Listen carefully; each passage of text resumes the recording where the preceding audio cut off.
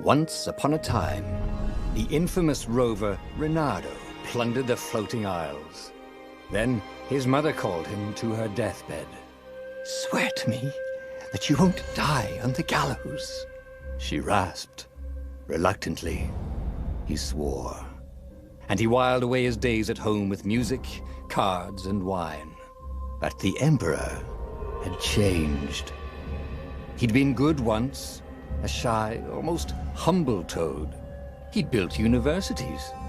Then people started whispering about mass graves in the woods, midnight rituals, victims screaming. The Imperial Ravens would round up entire villages, and no one ever returned. The Ravens had come to Ubar scouting for ancient books said to be of great power. But the librarians had hidden the books, so they'd burnt the librarians. The citizens, outraged, had driven them off. The Ravens had come back with dropships. The kid had fled with one of those books. He was brave and dumb and wanted to join the rebellion. And Reynardo had promised his mother he'd protect him.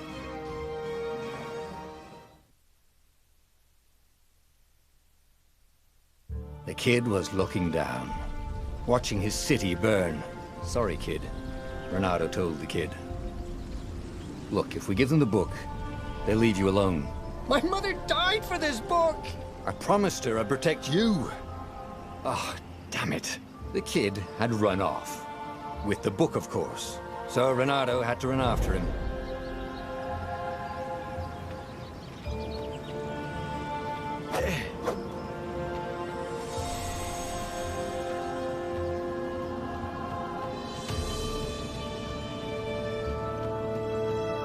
The two Ravens were staring at the kid like he was their dinner, which probably was what was in their tiny brains. "Hey," Reynardo said. They cocked their heads at him. "Pick on someone as ugly as you." Wait, that didn't come out right. "For the Emperor!" The Ravens cawed and rushed at him.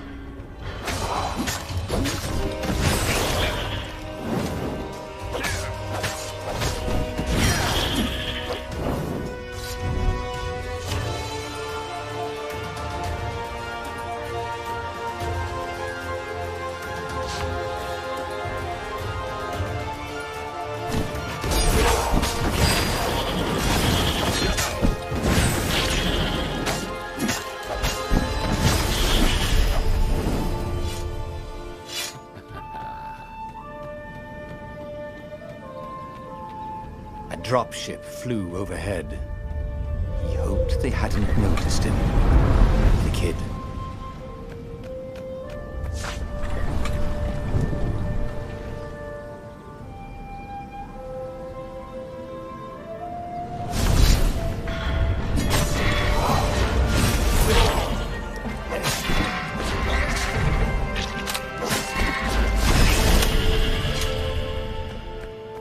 Oh, right. The Gate of Heroes. Someone's idea of a joke, making the skyship docks a gated community.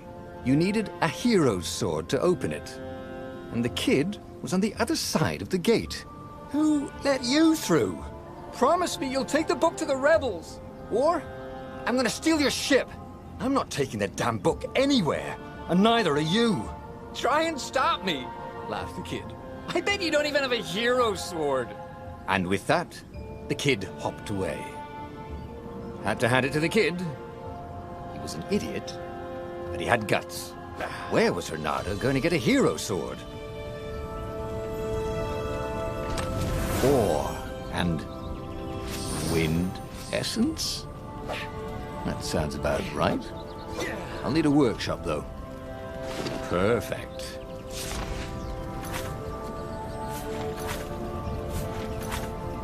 Hero Sword, QED.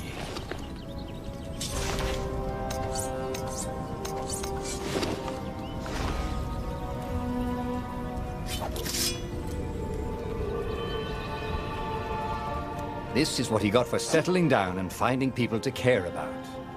The kid's mum had been a swell cook, and she'd laughed at Reynardo's jokes, even when he didn't know he'd made one. And the Ravens had come to burn her. and she'd made him promise to protect the kid.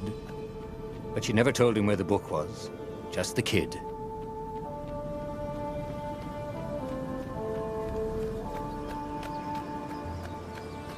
He came up to a ledge. It was too far to jump. There'd been a bridge here before, hadn't there? And there was Peter, giggling at him.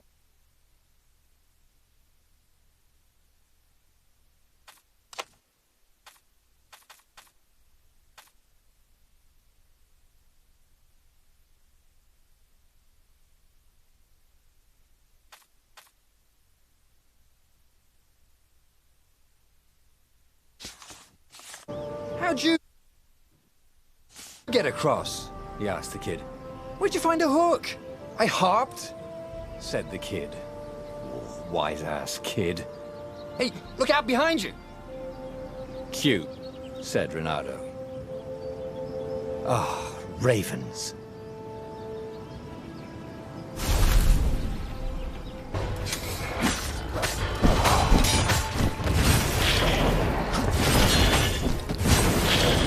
It was time to talk some sense into the kid. Just hook his way across the ledge and chase the kid down. Thing was, he hadn't used his hook since he'd retired. How had he done it? Maybe if he meditated at that altar there, he'd remember his old skills.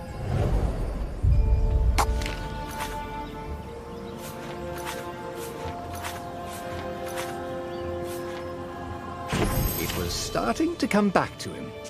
Something you never completely forgot, like how to freeze time when attacking. The more he fought, the more he'd probably remember.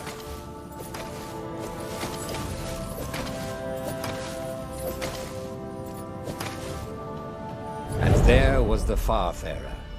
She was the fastest ship he'd ever known.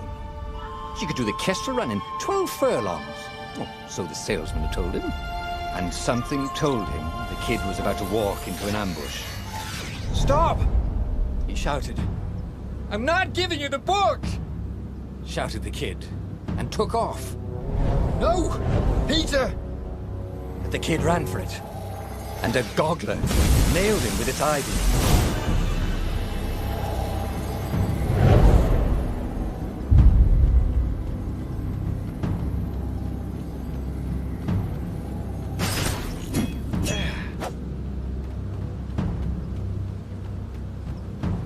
The book was unburned. Next to it were the buckles from the kid's shoes, and a kid-sized pile of ashes. Damn it, why hadn't he lied and told the kid he'd take the book to the rebels? The kid would be alive now. Really pissed off and betrayed, but alive. Oh, damn it. Renato picked up the book. He couldn't let the Empire have it now. He was going to have to get it out of there. He'd be a wanted man. Probably have to join the rebellion just to have a place to dock. Well, he'd hated home life anyway.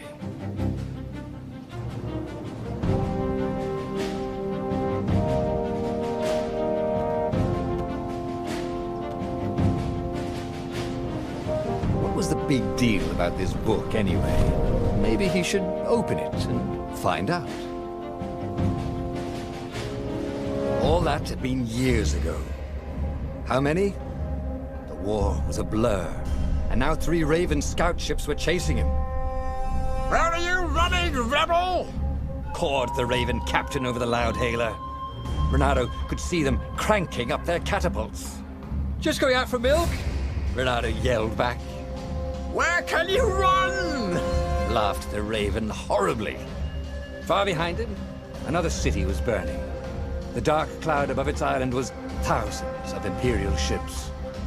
The fleet was doing a thorough job. Take us to the rebel base, and we'll spare your life! It cawed. The entire jury-rigged rebel fleet was only a few islands to the east. Beyond that were only the pillars of heaven, a sea of endless blood-colored tornadoes. The rebellion was out of time, unless Renato could bring a game-changer. Maybe he could. Renato had found out where he could find the pieces of the Sky Ripper, the legendary weapon that had exiled the lost gods. Surely a legendary weapon would win the final battle. On the other hand, his old friend Lapino had sent Renato a desperate message saying he had a brilliant scheme to save the rebellion. If Renato could only rescue him. Renato dived the Farfarer towards the abyss. As he felt the heat of the jet stream, the Raven ships peeled off, not stable enough to follow him down there.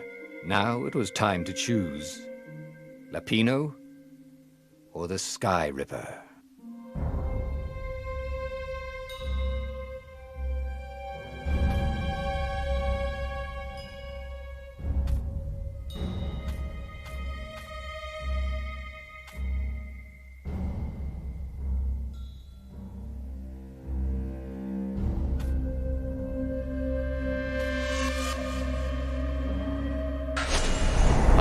Lapino.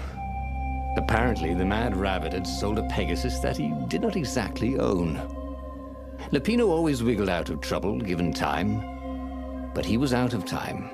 The Ravens had figured out that Lapino was a rebel spy. If the fleet reached him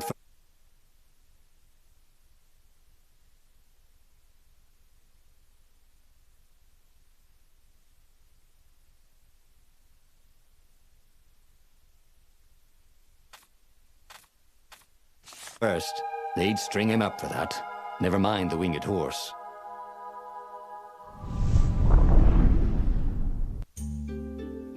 Lapino had apparently managed to confuse the judge by arguing that he hadn't actually stolen a winged horse. He'd only sold it. But wait, where was the prison? The village was empty. Had everybody fled the Ravens? If I craft a sword now, it's going to be really short.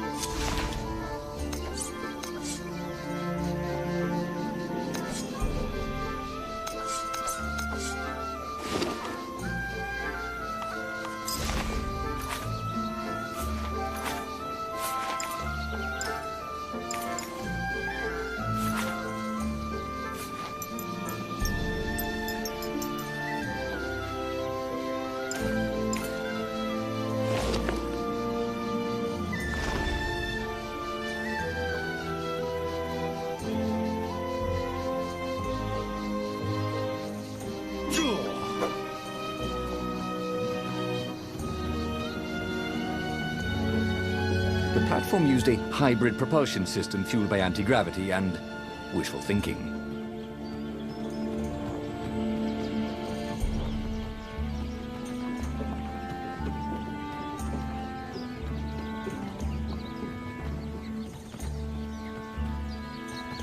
The Ravens had taken the town. Renato had seen villages emptied like this. All the people taken away to be sacrificed in the Emperor's secret rituals. Renato hoped the people were just hiding. Renato's blood was up. He just needed to smash something.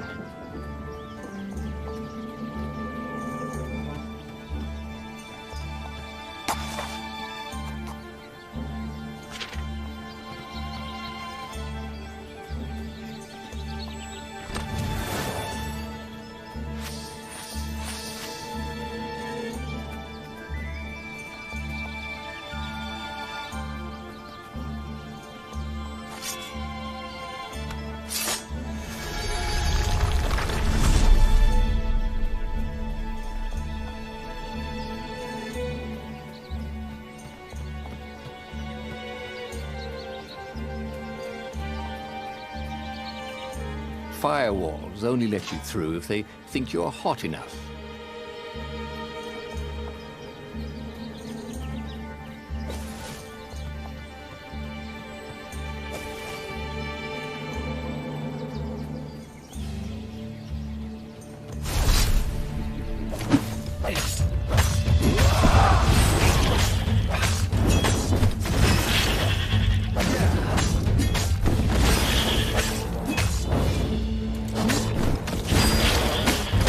Over here.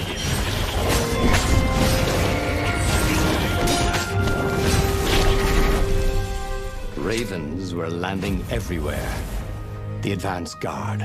He'd better get moving. If they got to Lupino first, they'd eat him for breakfast. Or a snack. Ravens weren't picky. If they got hungry, they sometimes forgot to interrogate their prisoners.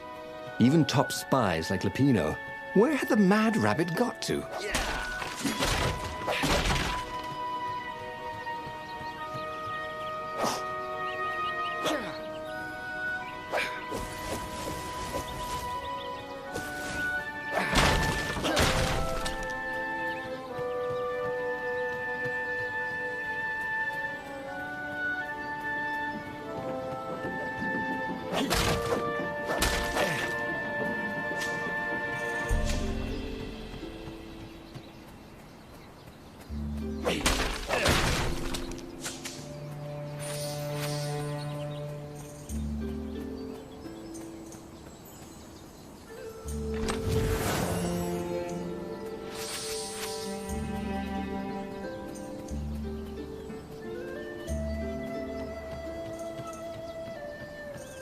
Renato felt like he was ready to learn new things. Thank goodness he didn't have to go. It was starting to come back to him. Something you never completely forgot, like how to freeze time when attacking. The more he fought, the more he'd probably remember.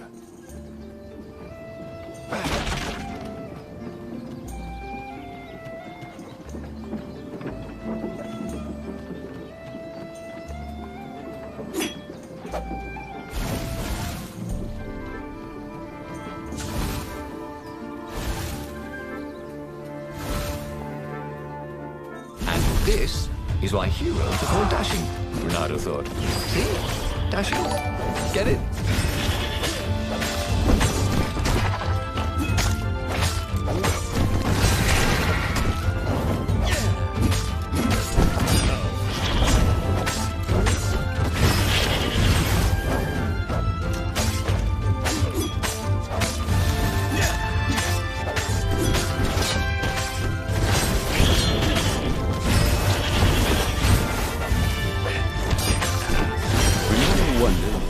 His tailor was going to charge for all the holes in his clothes.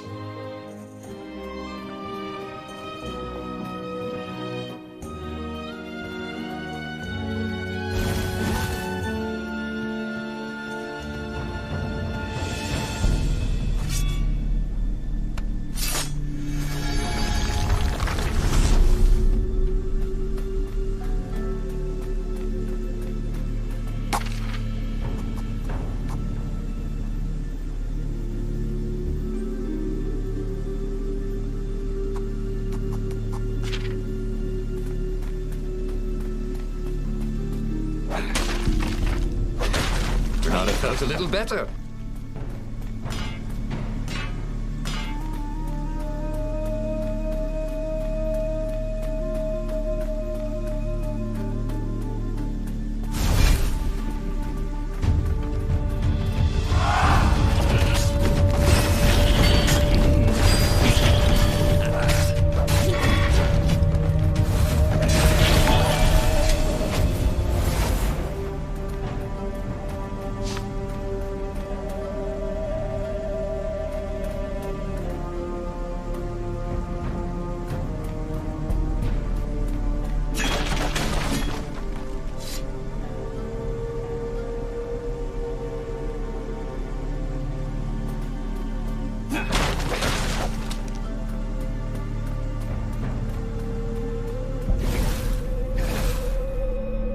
Dirty and bloody, Renato finally reached Lupino. The rabbit was practicing his shuffle. Renato recognized the cards. It was Lupino's favorite deck. Oh, I thought you were in danger. I am. The Ravens are coming. Oh, the prison thing. Right, yeah, see, this guard owed me 53 ducats, so we made a deal. They're very reasonable people, actually, for weasels. Now, I got a brilliant plan to kidnap Zenobia. We capture Zenobia, we find out what she knows. And that's the whole war right there. Easy peasy, lemon squeezy. Capture the Emperor's greatest general, who also happened to be a deadly sorcerer and, oh, his only daughter. That would be worth it. On the other hand, he could still get to the core of the Sky Ripper. Even if he couldn't get the whole thing, it must have great power.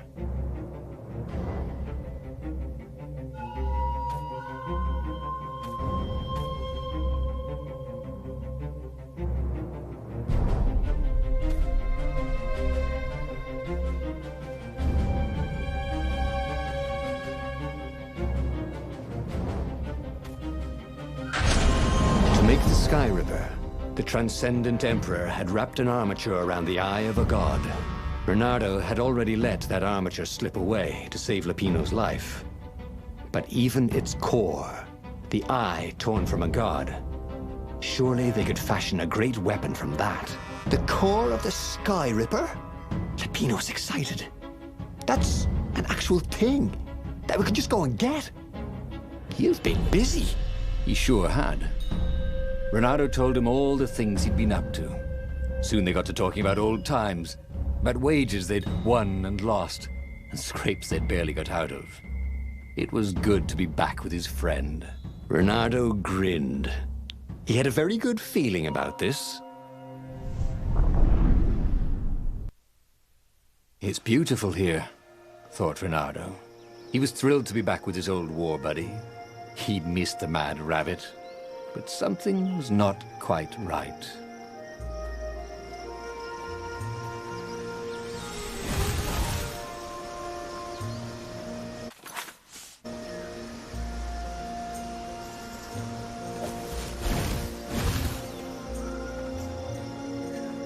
Who needed bridges anyway?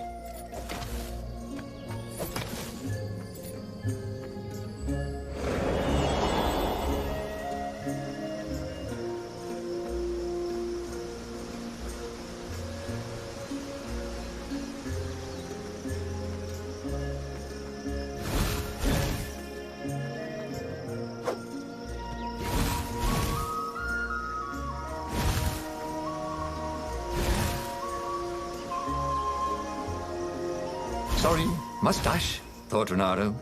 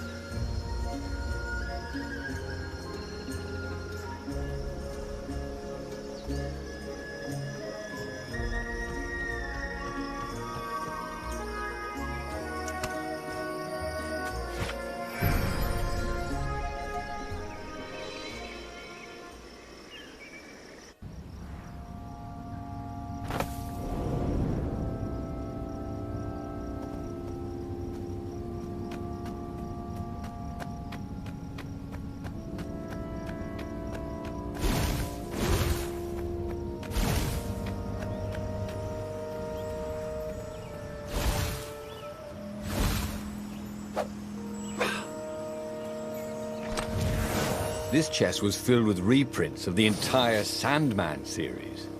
Reprints? What was the point of collecting those? Ooh, and there was something else. There was something sour in the air. Like the earth had ruptured over something that had been fermenting for a very long time.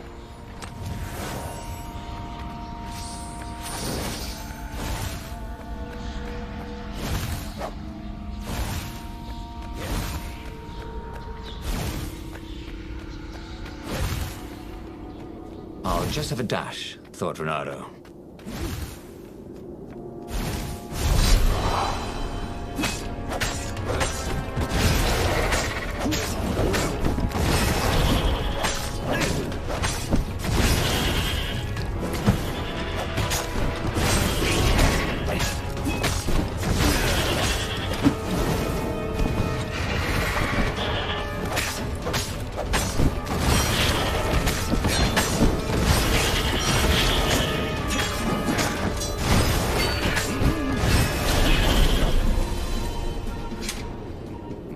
Renato felt wrong all over.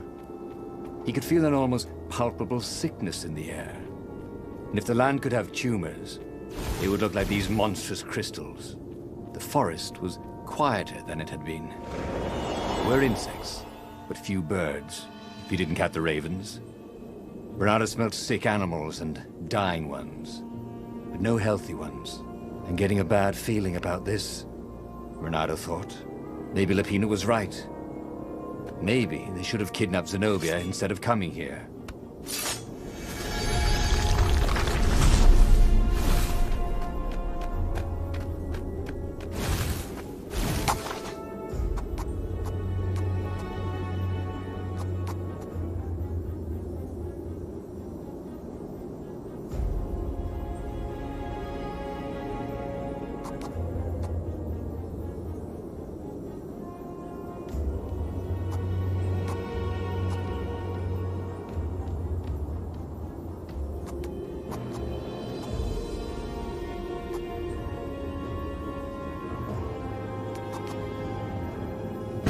Missed his old skills. He welcomed them back like he was at a reunion.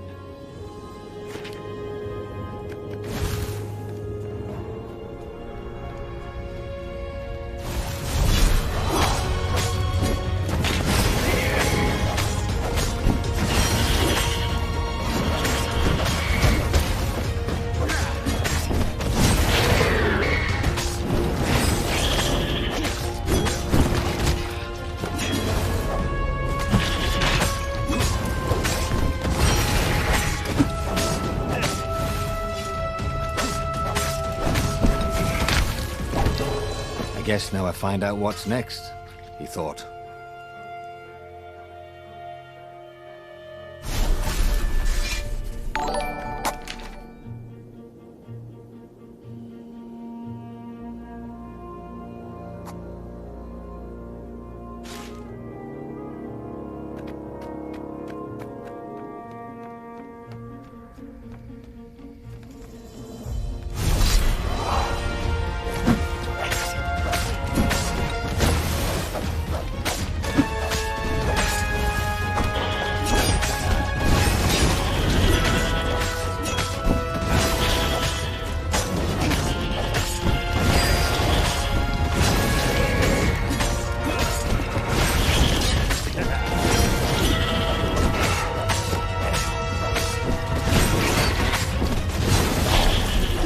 Stop.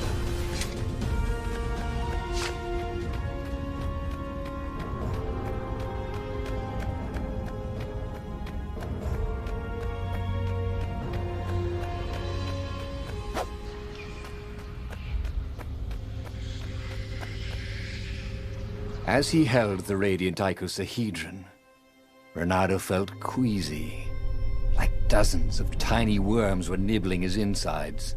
It wasn't healthy to be so close to the eye of a god.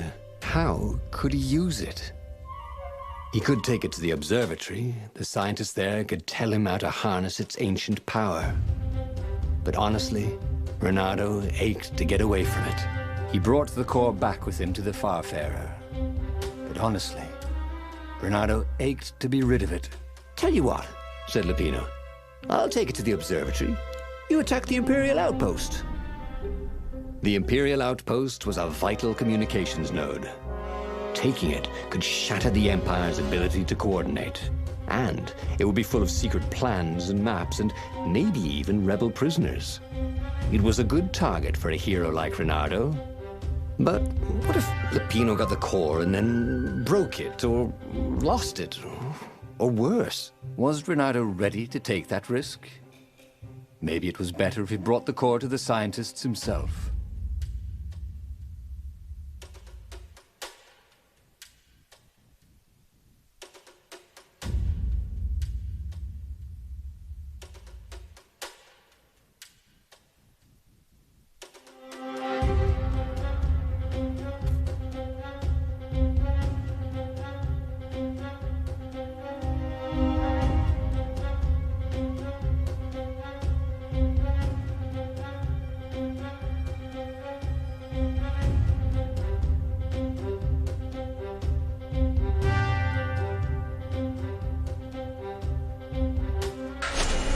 Trust me, Renardo, you won't regret this.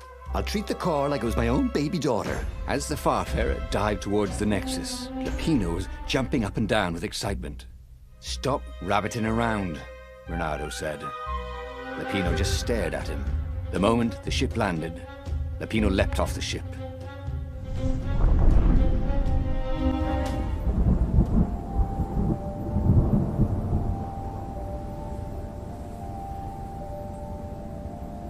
As Lapino vanished into the wilds of the Nexus, Renardo vaguely remembered Lapino had a baby daughter, didn't he? And he told her mother he was going out to get some Easter eggs, and he'd never come back. But Renardo was relieved not to carry the core anymore. He was already feeling better. And who knows, maybe this time Lapino would get it right. And if Renardo could take the outpost, he'd have access to all the Empire's communications in the sector. Right?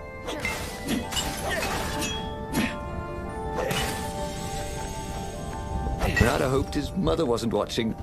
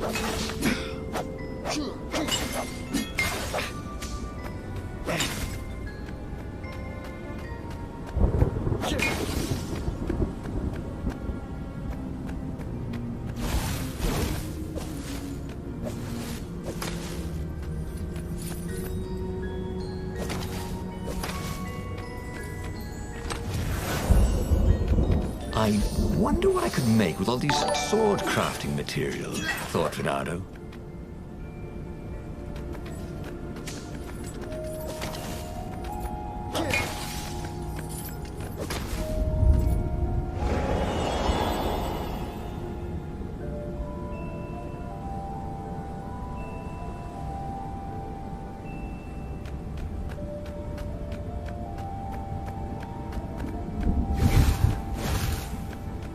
Renato caught his breath. His joints still hurt, but he couldn't feel the poison in his system anymore. He'd let the armature slip out of his hands to save his friend Lupino. Of course he had to let Lupino take the core. The rebellion needed every man doing his duty. And the rabbit would be no good taking on an Imperial outpost, right?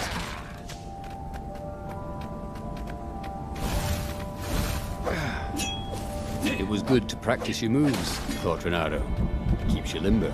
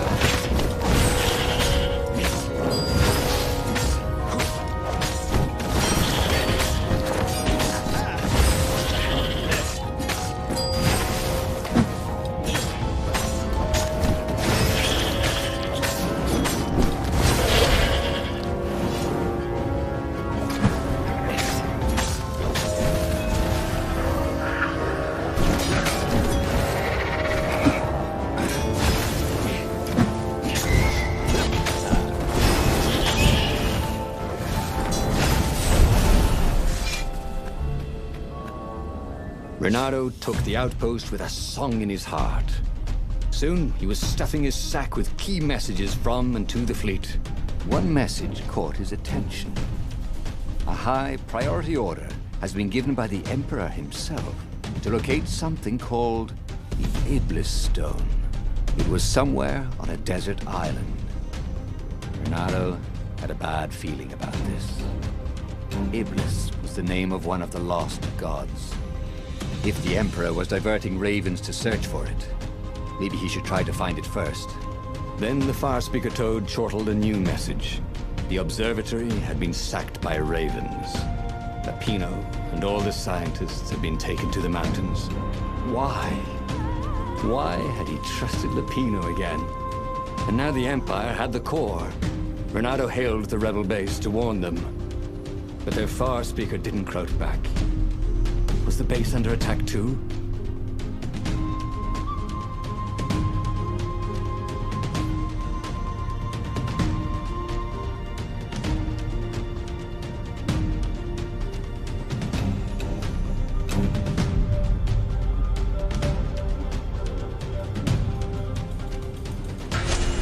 Who knew what was going on at the base?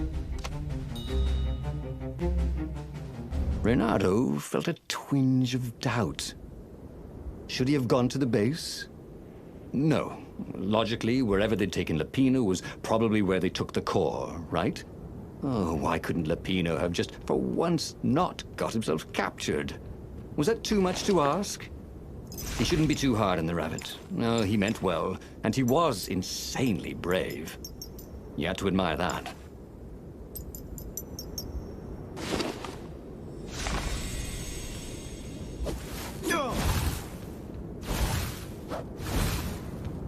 Don't look down, he thought.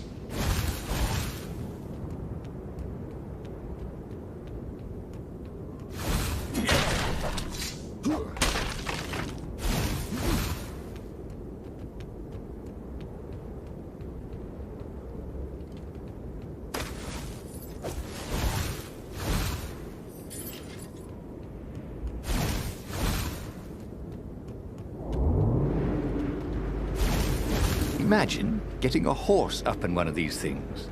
He would be cursing a blue streak.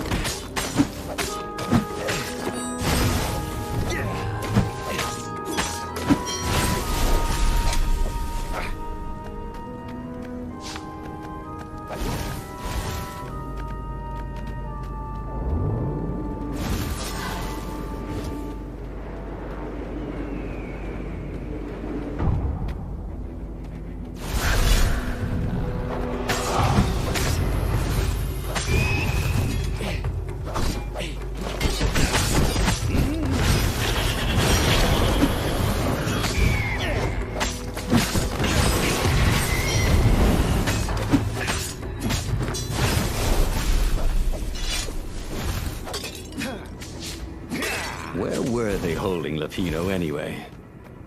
There was no sign of him or the ravens who'd captured him. Just rocks and snow and the usual scouts. No sign of the core either. Was this a wild rabbit chase?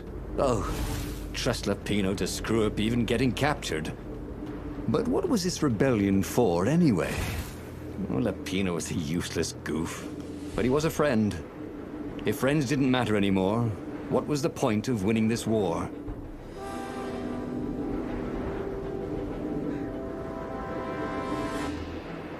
Bernardo's paws were getting numb. Calaveras really didn't want company, did he?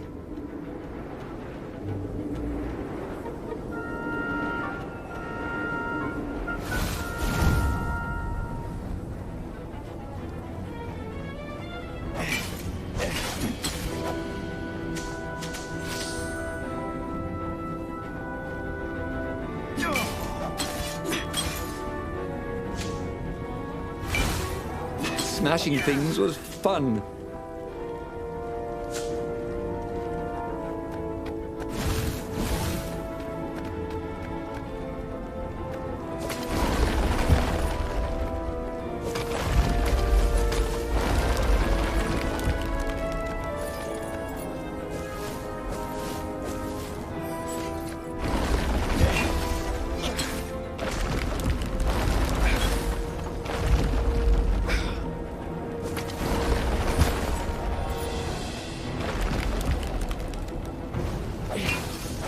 Huh?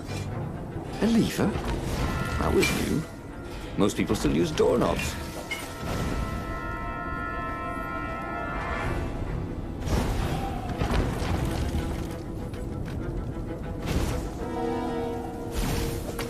The rebellion would soon be engaging the Imperial fleet in a desperate battle. All Reynardo had done was save a friend. It didn't feel as good as he'd hoped.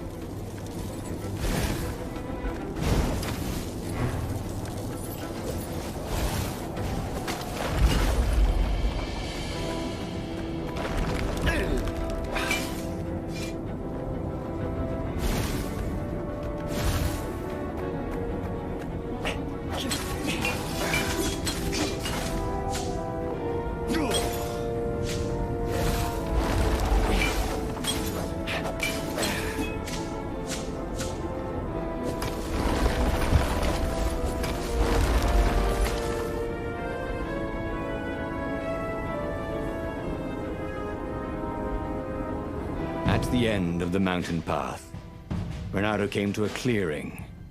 It was a campfire. Raven feathers and... oh, Lapino's lucky deck of cards. Well, that wasn't good. Reynardo hoped Lapino would not try to cheat his captors at cards. Ravens were much better than weasels at counting, and they had a very poor sense of humor. Then, he saw what he had hoped never to see. Fresh scraps of rabbit fur. Ragged and bloody, Ravens would eat anything. By Crabthar's hammer! Renardo screamed at the sky. I will avenge you! The rebels had assembled their fleet. Ahead, the clouds were dark with Imperial ships. If he could reach the Emperor before the rest of the rebels did, maybe he could settle this without too much bloodshed. He set sail, and the Farfarer shot forward.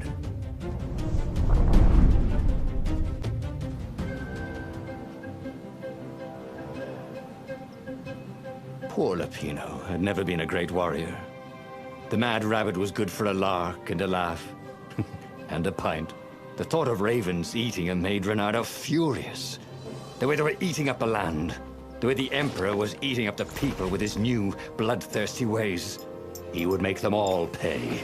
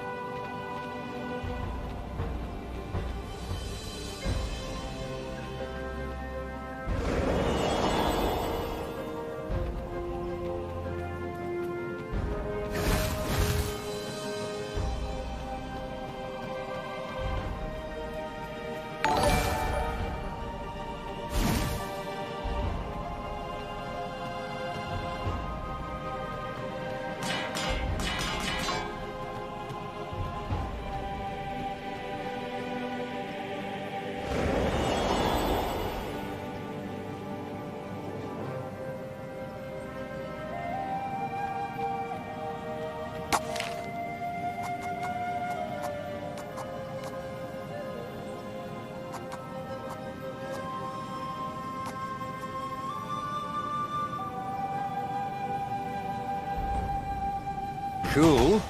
Wish I could do that.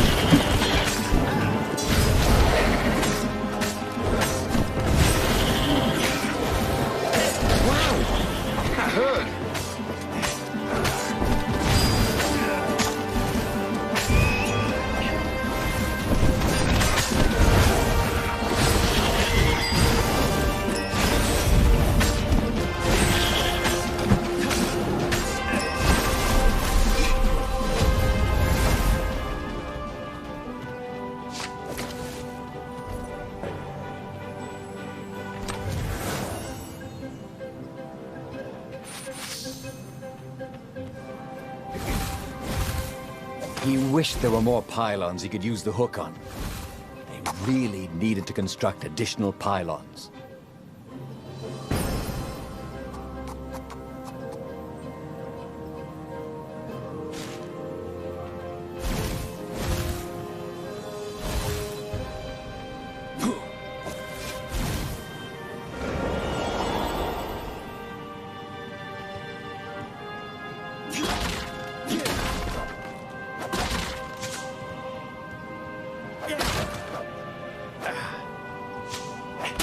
Renardo had been the terror of the sandcastles when he was 2.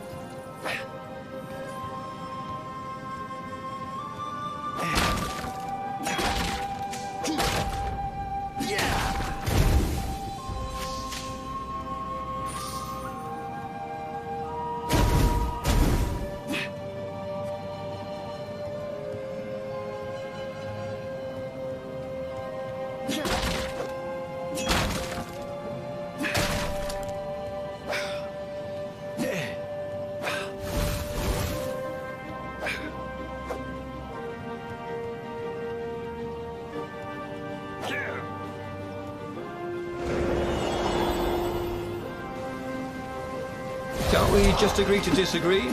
Said Renato. No?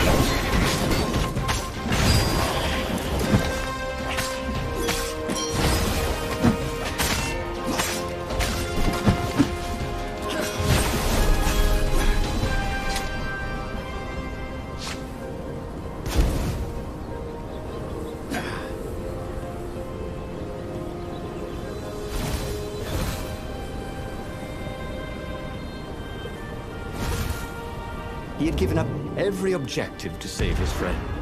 He had given up the armature, the core, the gem, and even Zenobia. He loved Lupino, he realized. And now the rabbit was gone. A hero looks out for his friends, even when they're gone. He would send Lupino an honor guard of ravens to serve him in the halls of the Valiant. He would avenge him.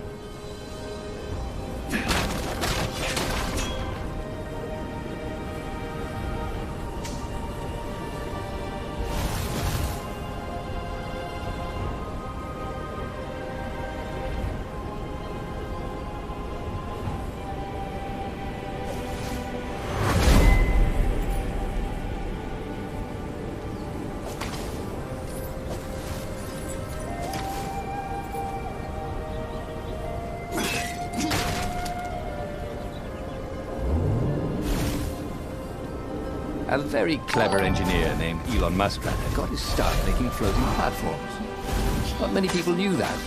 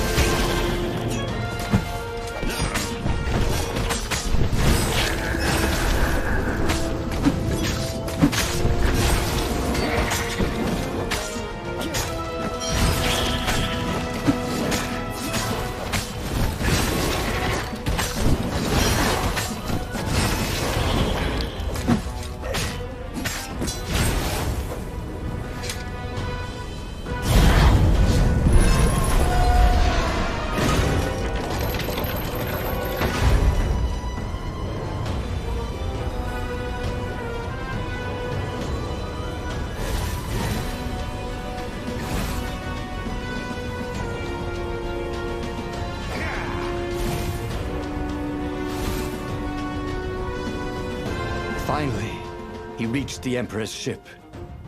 And there was Lapino, surrounded by ravens. He was alive! They'd eaten some other rabbit. "I'll save you!" he shouted with joy and flung himself at the ravens. "Aw, you shouldn't have," said Lapino when the last raven was down. Reynardo threw his arms around his best friend. "I had to come. I love you, man. You really, really shouldn't have," said Lapino. And Reynardo felt a rather sharp pain in his back. As he collapsed, Lapino took the dagger out of Reynardo's back and wiped it off on Reynardo's sleeve. "Why, you always have to be the hero. Brave Reynardo, epic Reynardo, super sexy Reynardo, and I'm sick of it. But I loved you." "And you thought I was the idiot," said Lapino as Reynardo died. Okay, that was weird. He could have sworn he just died. Instead, he was on the Farfarer, sailing away from Ubar. And it was still burning. He'd fled burning Ubar years ago, hadn't he? And now he was back there. Had all those years fighting the Empire been nothing but a vision into the future? A useful vision if it was true. He'd learned something. Lapino was a traitor. Reynardo had suspected there was something wrong with the Mad Rabbit. But now he knew there was malice behind his goofiness.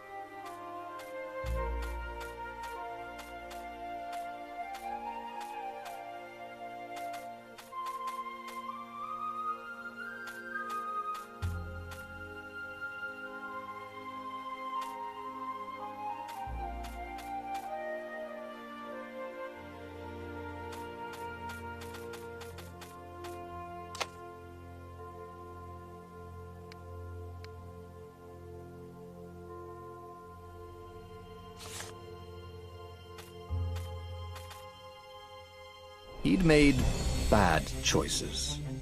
But now, when the real battle came, he wouldn't make those choices. He wouldn't make the same mistake twice. The book's pages began to flip backwards, towards the beginning.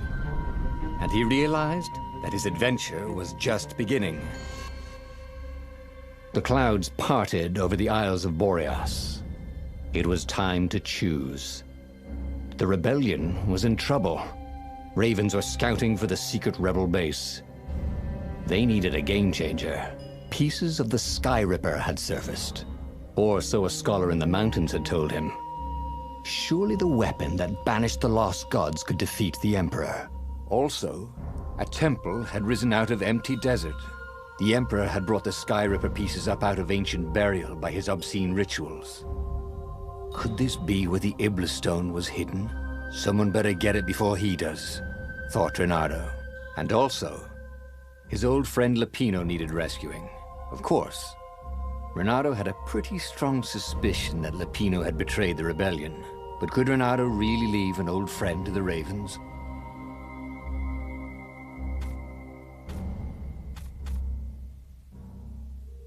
The island was windswept desert.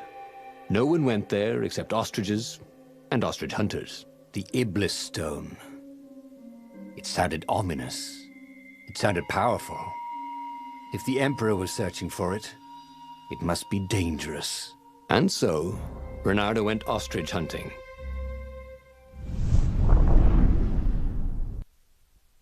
Every child could sing verses about the Sky Ripper, but ancient codices held hints of other things. A stone that ate souls. A ruby that drank blood. A jewel only a righteous man could give away. Were all these things the Iblis stone? Long hidden in a buried temple? Another ancient item that was only resurfacing now? Drawn up from the deeps by the Emperor's horrific rituals?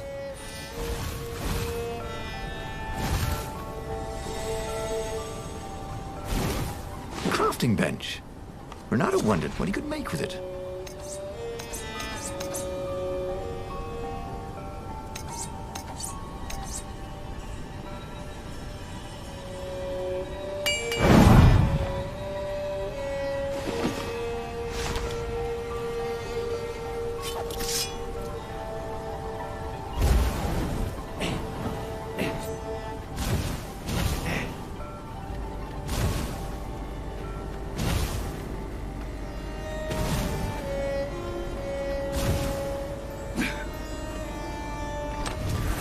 Who leaves these chests everywhere? Wondered Renato. I should send him a thank you note.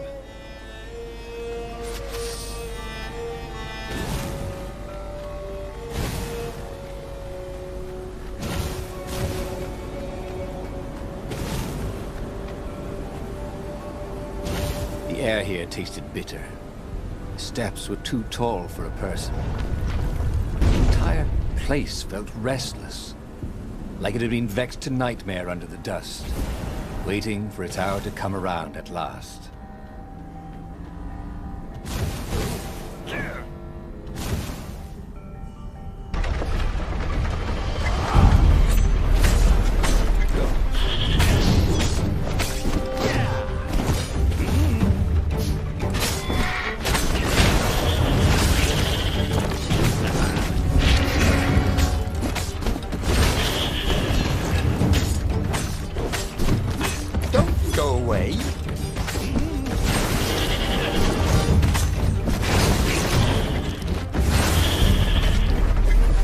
Ravens were already here, cawing in frustration. They were still searching for a way in. Good. Then he hadn't come too late.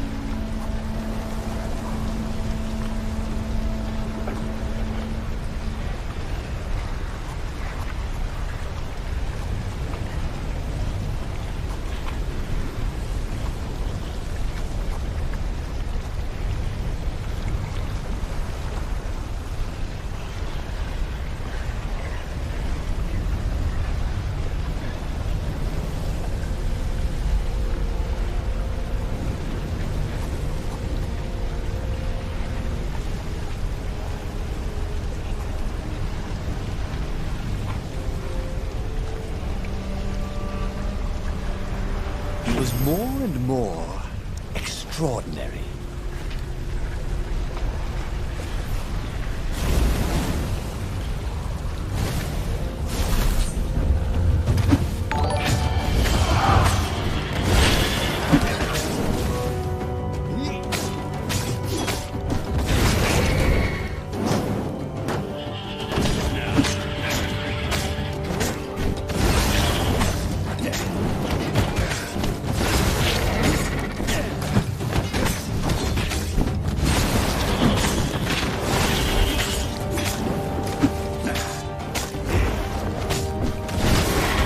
Can I borrow that?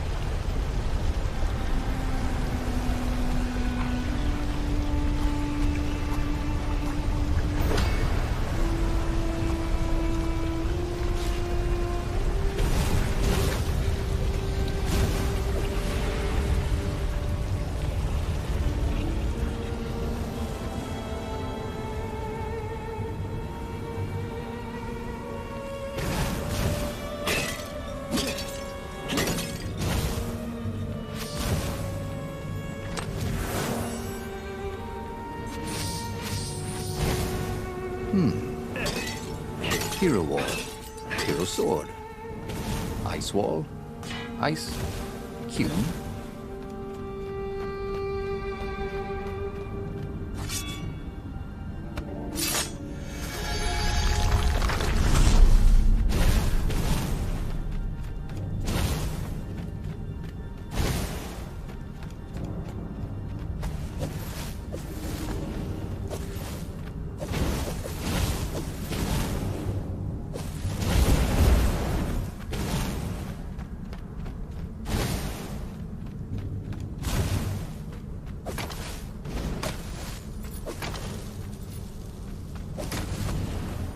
What were these poles, exactly? Parking meters from the time of the lost gods?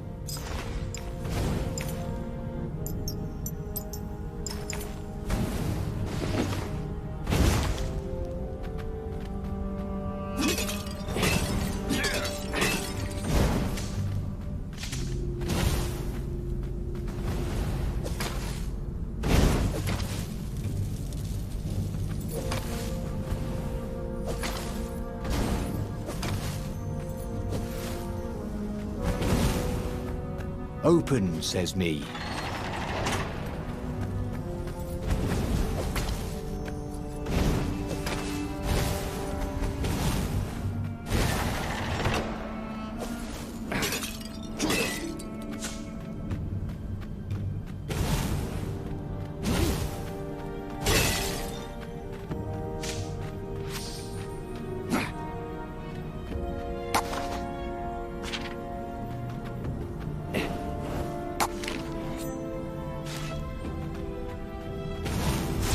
Before I kill you guys, Renata said, let me know so I can get a good smoothie around here.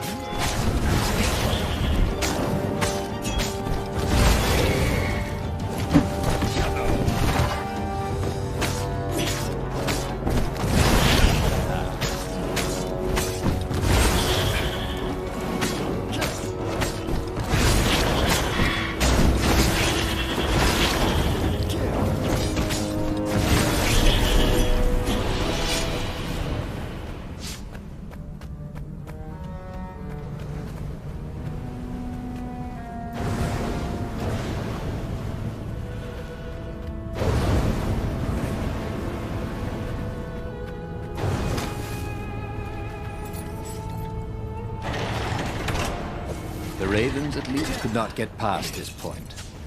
Obviously, the temple builders knew how to deal with tomb raiders.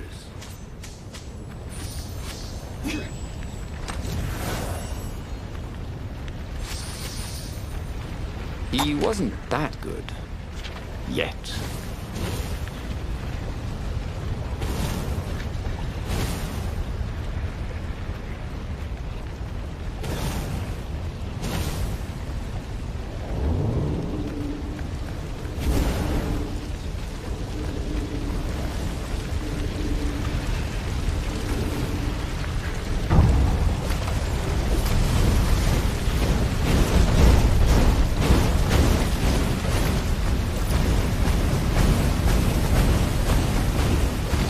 This couldn't be good for global warming.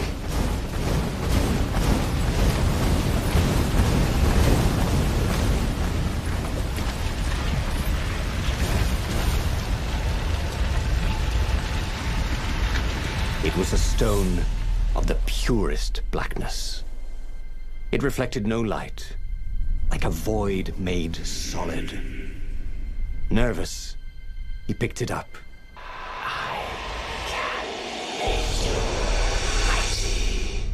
Who said that? It was the stone. Eager. Thirsty. Kill the Emperor's daughter.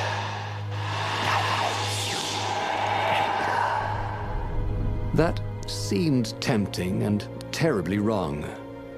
Zenobia was the Emperor's greatest general and a potent witch. But they had been close once. And Renato wasn't sure he really wanted to be Emperor. Why not capture the core of Sky Ripper instead?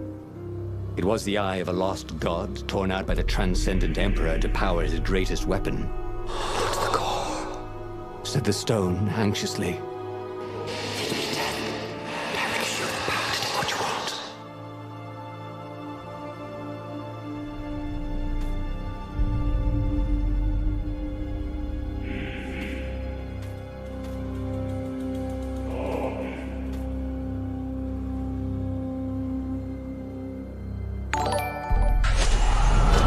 listening to a talking rock?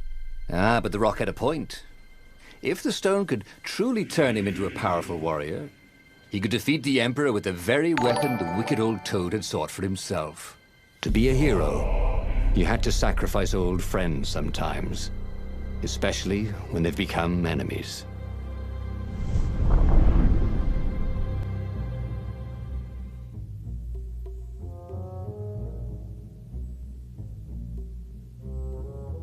As he placed the impossibly black crystal in his gauntlet, Renato had a sudden vision. Charred fields covered in dead ravens below a black sun. Was it the time of the lost gods before the transcendent emperor? Was it the future? Feed souls. It whispered. Take the power. He could feel the stone's hunger for souls. Its thirst for blood. All right, I get it. This was going to be interesting.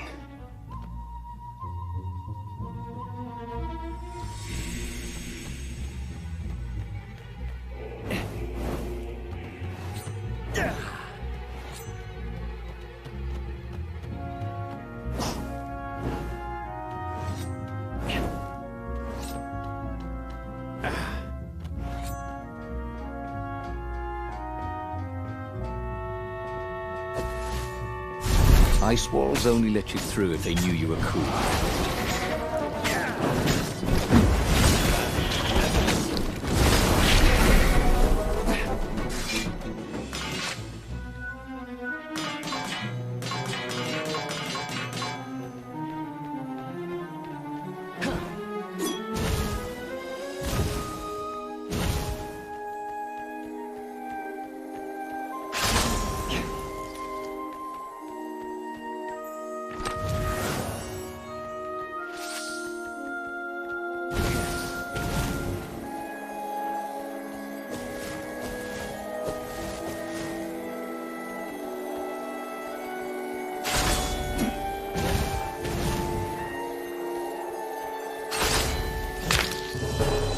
One small step for a fox, he thought.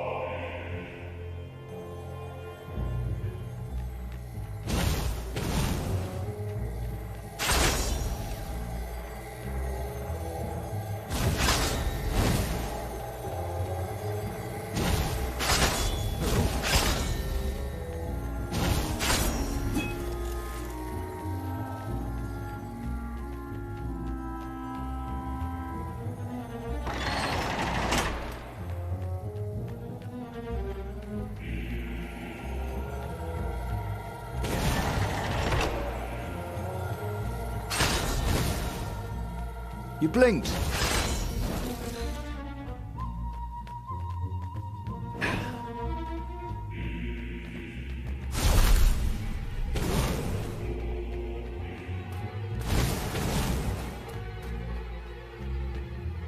Zenobia was waiting for Renato.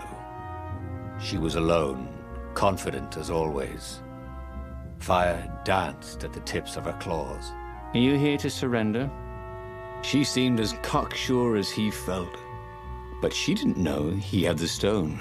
And I've missed you too, love. He chuckled. She spotted the stone and bolted without another word.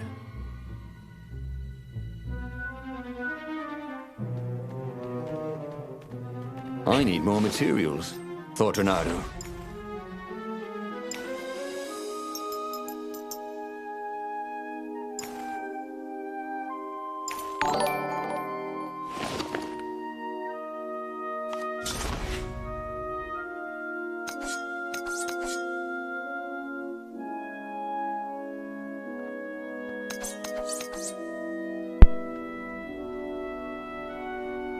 Salve, Gabriel.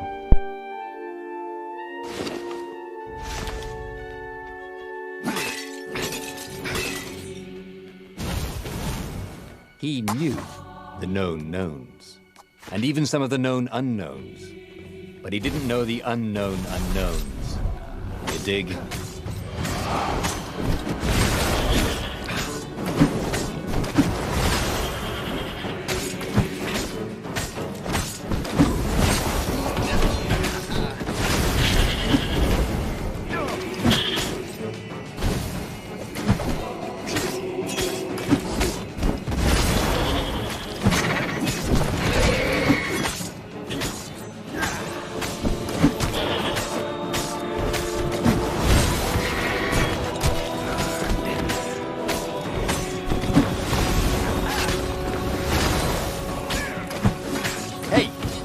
Want to hook up? The ravens on Zenobia's island were no match for Reynardo. They screamed as the stones sucked out their souls. And with each death, he felt stronger. Take the power, the stone told him.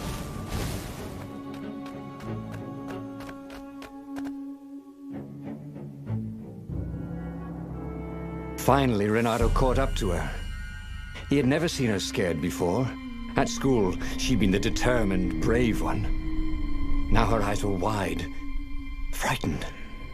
He didn't like seeing her this way. Kill her, whispered the stone.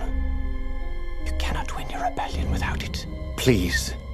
No, said Zenobia. Not that way. Oh, they had been so close once. Could he really feed her soul to his demonic gem? But if he spared her, he would not get the full power of the stone. Oh, how could he be the hero he wanted to be?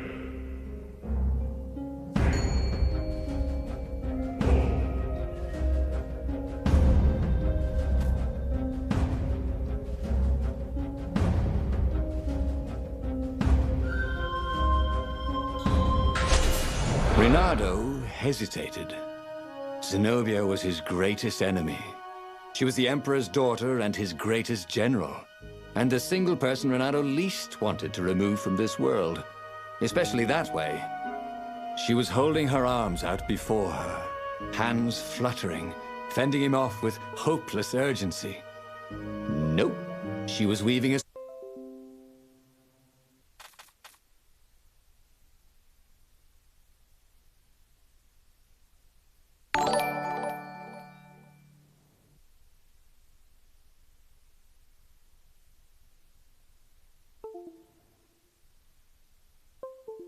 spell. He couldn't move. This thing is evil, she said. She slid the Iblastone out of her slot in his gauntlet and slipped it into a bag.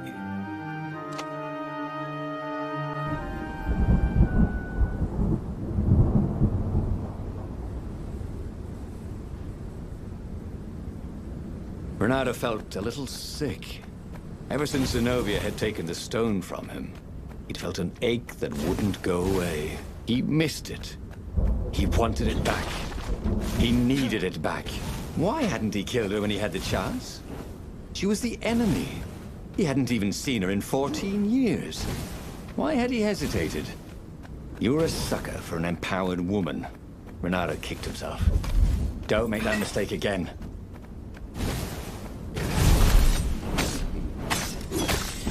I'm sorry. Was that your shield?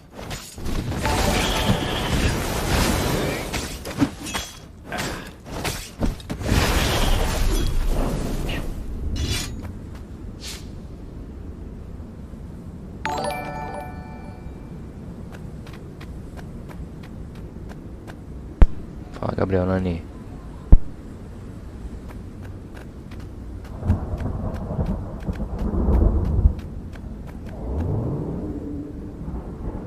This was definitely better than pulling yourself up in a bucket.